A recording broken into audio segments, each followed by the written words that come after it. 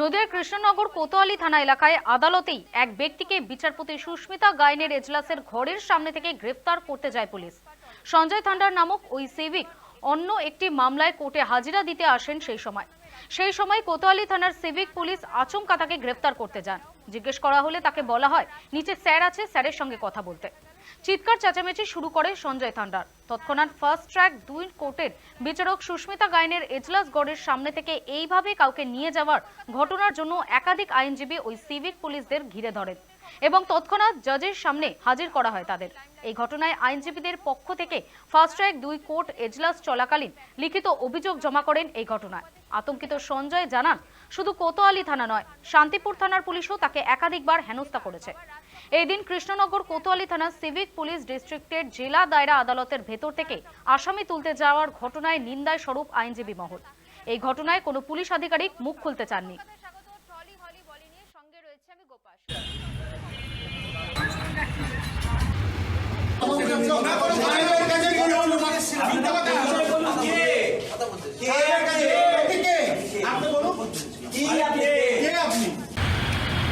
ঘটনাটা ঘটেছে বলতে আমি আজকে কৃষ্ণনগরে আমার হাজিরা ছিল, কোর্টের ডেট আছে এবং কালকে আগামী দিনও আছে। আমি একটা মামলায় রয়েছি। তা 3 জন ছেলে আমাকে এলো, এসে হট করে আমার কোমর চেপে ধরার পরে আমি তাদেরকে বলছি, কে তোমরা?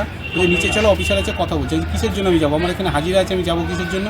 তারা আমাকে টানা হিজড়া করতে করতে আমি তখন আমার মক্কেলকে সমীর ভৌমিককে আমি ফোন করি, যেটা আমাকে করছে তারা দূরতে এসে আমাকে তাদের হাত থেকে বাঁচাই এবং কি আমাকে শান্তিপুর থানাও আমার বাড়িতে যাচ্ছে, অত্যাচার করছে, আমাকে বলছে পুলিশের হয়ে কাজ করতে। কোতোয়ালিও তাই বলছে, ওখানেও তাই বলছে যে কাজ যদি না করিস যে কোনো কারণে তোকে আবার নতুন করে কেস দেবো। এই কেসের ভয়ে আমি বাড়িতেও থাকতে পারি না, আমি কিছু করতেও পারি না। কি বা হলো এমন দিন? আজকে FTC 2-এ এই সঞ্জয় থান্ডার এনার মামলার দিন ছিল। উনি কোর্টে এসেছিলেন হাজিরা দিতে। এমন সময় 3 জন অজ্ঞাত পরিচয় ব্যক্তি ওনাকে জোর করে কোর্ট থেকে ধরে নিয়ে যাওয়ার চেষ্টা করে। পরবর্তীকালে উনি চিৎকার চেঁচামেচি করলে উকিলবাবুরাও গিয়ে সকলে আটকায় এবং তাদের পরিচয় জানতে চায়। তখন তারা তাদের নিজেদেরকে সিভিক পুলিশ বলে পরিচয় দেয় এবং কোর্ট থেকে কাউকে এইভাবে আটক করা যায় না। তখন তারা এখান থেকে চলে যায় এবং আমরা এই সমস্ত ঘটনা কোর্টকে জানিয়েছি, লিখিত আকারে পিটিশন দিয়ে জানিয়েছি এবং হয়তো একে কোনো অবৈধ মামলায় আগামী দিনে একে অ্যারেস্ট করতে পারে এবং অকারণে ইয়েও করতে পারে পুলিশ। এইটা আমরা ভয় পাচ্ছি।